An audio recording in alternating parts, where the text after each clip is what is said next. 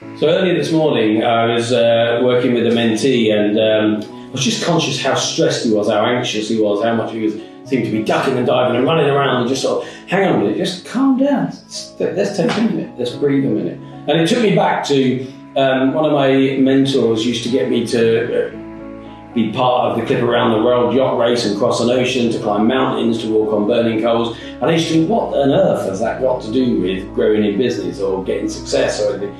And for me, it was about growing as a person. It was realising how much I could achieve that I didn't realise I could achieve. How working towards a goal and breaking it down so that on the day that you've got to deliver, you can do it. But one of the things it took me back to was the mountain climbing and how I would just struggle to breathe, partly because of lack of oxygen, but partly because of the altitude and the lack of oxygen. And there's many sayings that I took, in Tanzania, they'll say, pulley, pulley, pulley, pulley, slowly, slowly.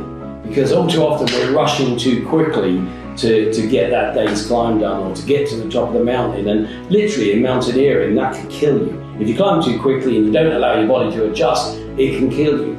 Equally in business, if you go too fast and your cash flow's not following it, or your people can't keep up, or you're letting customers down with it, it can kill you. Okay, it kills you commercially and not physically.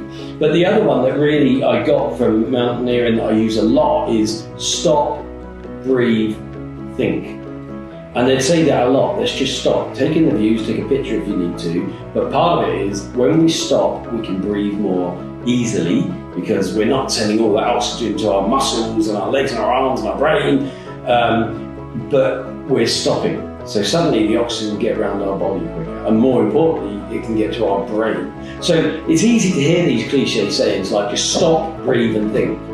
But where does that come from? Well, if you're climbing, your body will prioritize. And if you're starting to get to a lack of oxygen, it will prioritize your primary organs first. And so heart and lungs come in first, and you actually can become increasingly disabled if you go beyond that ability to the point that your body will stop you. It will take control. And the only way to get over that then is to descend until you've had a chance to create more red blood cells, more oxygen and so on. But the more important thing is not going to our muscles may stop us, but not going to our brain so much with oxygen means that we make bad decisions. And that's a mountaineering example, but we can apply it to business. If we're going too fast, too anxiously, the reality is we're not going to be thinking straight. We're maybe going to be reacting, and our first response might not be the most considered best response or the best response for the future. So stopping, allowing some oxygen to go to our brain will allow us to make better decisions.